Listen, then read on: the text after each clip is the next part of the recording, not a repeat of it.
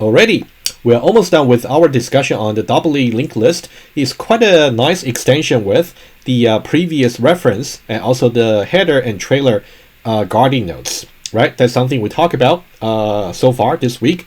And I would like to give you 2 final exercises to really complete. I'm going to give you some partial answer, especially for those methods I want you to write a Java code. I'm going to tell you what the running time should be, and then you're going to do the Java code yourself. Okay.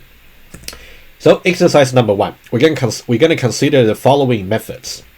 So let's say we are not really given a reference node. Let's say you want to add a node at a particular index, and the node should really be storing some data elements E. What should be its running time, right? I think that's something we spoke about already, right? So in that case, does it really matter if it's a doubly linked list or singly linked list? It should not matter, right? In both cases, it should in both singly linked and doubly linked lists, it should just take a linear time. The previous reference doesn't really help. What about, let's say we're given a reference node, let's say here. We want to add a node before. Let's say we're given this particular node reference n, assuming that it's actually in the list, right? We want to add some node before this particular node with storing element E, right? Let me say it again. The intention is this node over here presumably exists in some linked list, either singly linked or doubly linked, right? And we want to add a node before this n over here. And that particular new node we want to add before n is going to store element E, right? That's the intention for the method. Does it really matter if we use singly linked versus doubly linked list?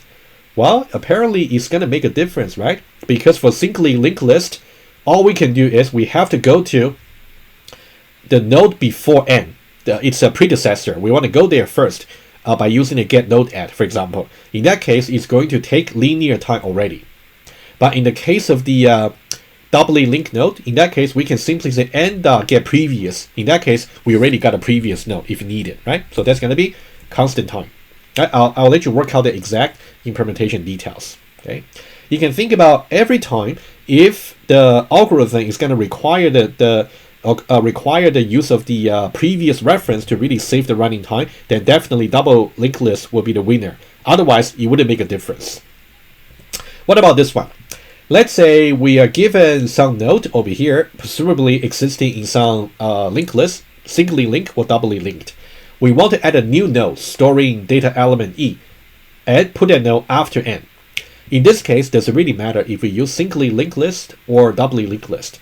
Well, since in order to add a node after n, we need to only set the next reference. In that case, it doesn't really matter because for both the doubly linked and singly linked list, they both support the next reference. That'll be enough. So that's why it's a constant time for both. Right, that's about exercise number 1.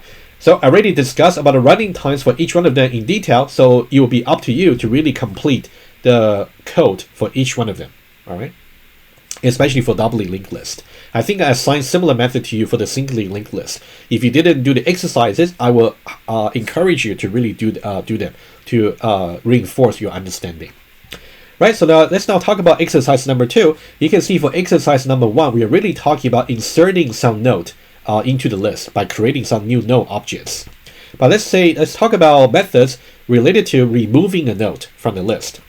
The first one, let's say we are trying to remove a node at index I. So in this case, we are not really given a reference node. We are not really given any reference to use. In that case, does it really matter which kind of a linked list we're using?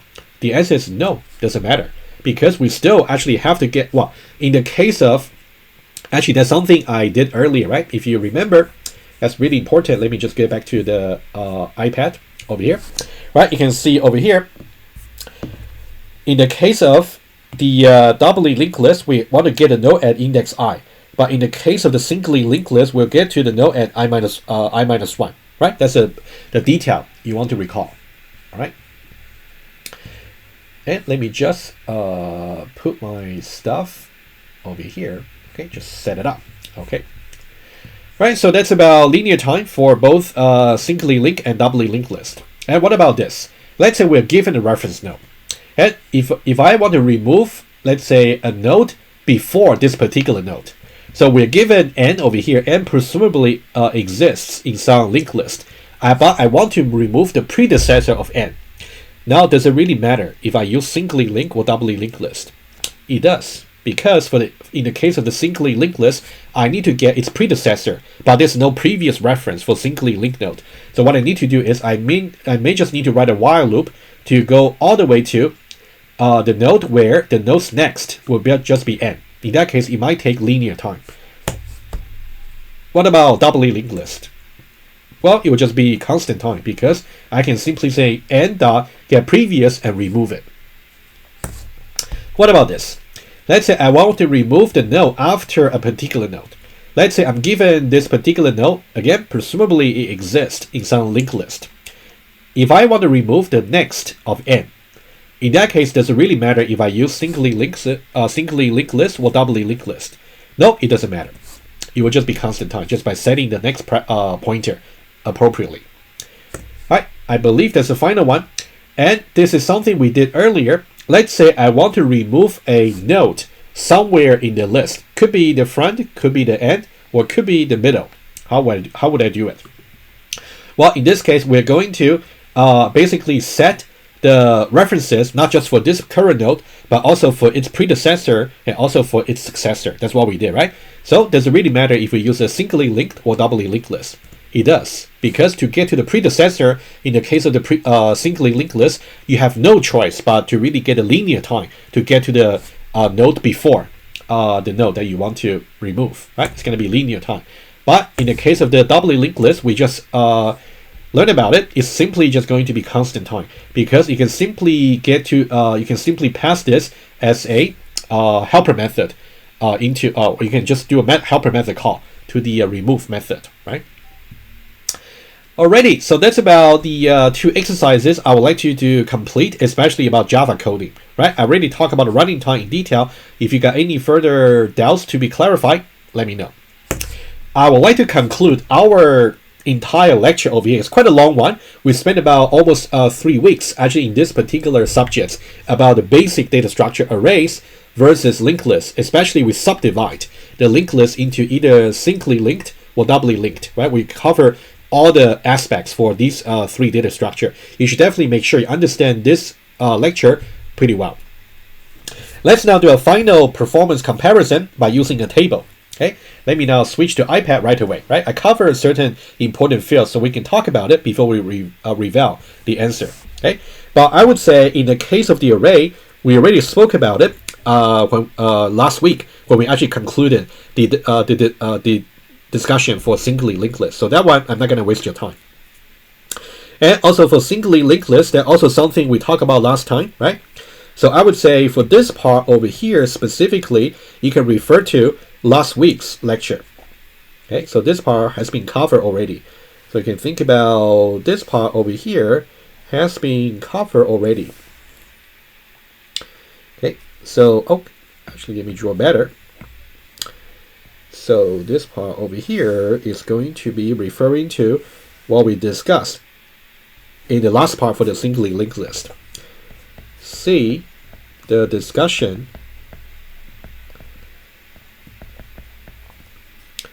at the end of the singly linked list. All right, let's now try to see what's really the additional entry that we want to talk about for doubly linked list, right? First of all, what about getting the size and getting the first elements or last element? In the case of the doubly linked list, let's say this is doubly linked list over here, and that's a singly linked list. For the doubly linked list, if I want to get a size, we assume that we got a size attribute, so it's going to be constant time. What about getting to the first or last element? The first element would be the header get next get element. And what about the last elements? It would be the trailer over here get previous and then get element, right? That's only some constant time lookup. So both of them is going to be bigger of 1. All right. So you can see if all your algorithm should really do is about getting the size and getting the first or last elements, in that case, it doesn't really matter asymptotically speaking to really use an array or a singly linked list or doubly linked list. It simply doesn't matter. Okay. What about, let's say, if I want to, let me just use the color over here. Let's say blue. what if I want to get the elements at index I, right? If I want to get the element at index I, for the doubly linked list, does it really matter that we actually have the extension of the previous reference? It doesn't really matter. It doesn't really matter. So in that case, it's still going to be big O of n, the same. You can see for this one over here, the only data structure that's efficient is the array. But for singly linked list and doubly linked list, both of them is going to be big O of n. All right. What about the next one? The next one is going to be, let's say, remove the last element, remove last, and also add, remove the first element, add the last element, etc. Right? For all these, the doubly linked list is actually very efficient because of the previous reference that we introduced as the extension. All of them is going to be big O of 1, right? Again, we talk about how to remove the last element in the node by getting trailer.getPrevious, right? And also how you can add a first element, remove a first element, and also add the first element. Add the last element. All these we have spoken about already earlier this week. Finally, let's talk about over here. Let's say I want to add or remove certain element in the list. If the reference is simply not given, right? If the reference is simply not given, it's going to be just linear time for the doubly linked list and also for singly linked list, right? You can see for this one, well, actually you can see for all the data structure, right? Doesn't really matter which one you choose. If you are not really given the reference of the element or the node that you want to remove, in that case, it's going to be just linear time. Doesn't really matter which data structure you have. But in the case of the linked list, let's say if you're given some proper reference, let me just highlight it. So in the case of the singly linked list and also doubly linked list, right? You can see if you're actually given the proper reference to maybe that particular node that you want to remove, in that case, you can definitely get big O of 1 time and also big O of 1 time. This one minor detail I want you to notice. In the case of add or remove over here, let's talk about remove, right? If I want to remove a particular, I want to remove maybe an index I.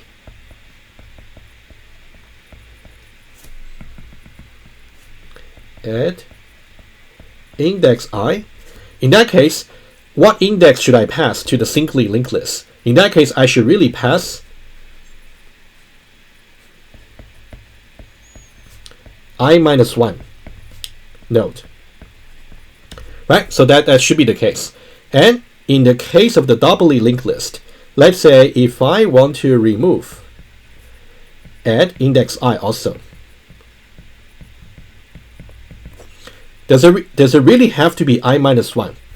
Since I got a previous reference, so now passing the node at index I-1 or I, or even I-2 will be okay, because I can always use the next or previous reference to really navigate without any trouble, right? So here it can be index I, it can be I-1, it can even be I+1, just for illustration over here. So since we got a previous reference, it's rather easy for you to actually get to that particular node. For example, this node that you want to remove.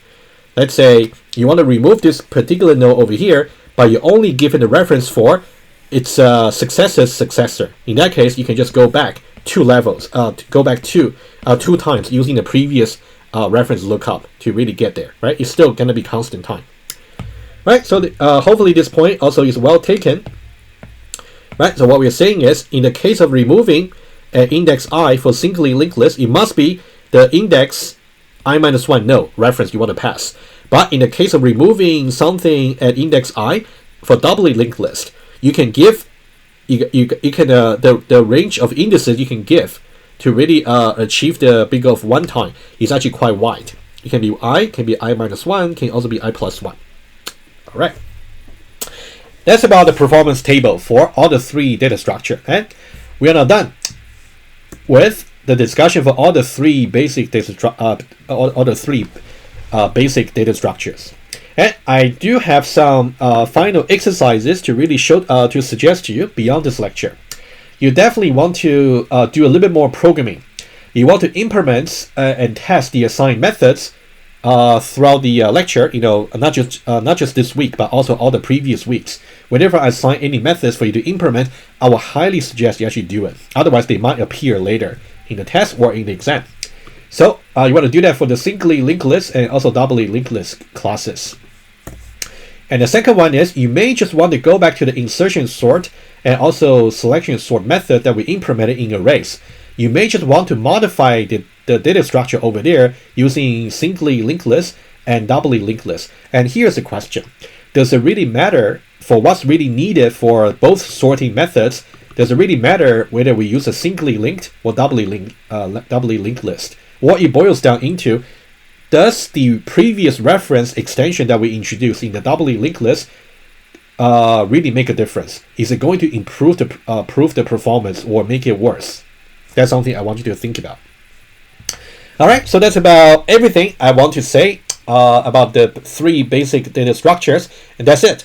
Right, so in the next lecture, we're going to move on to some new topic. Stay tuned.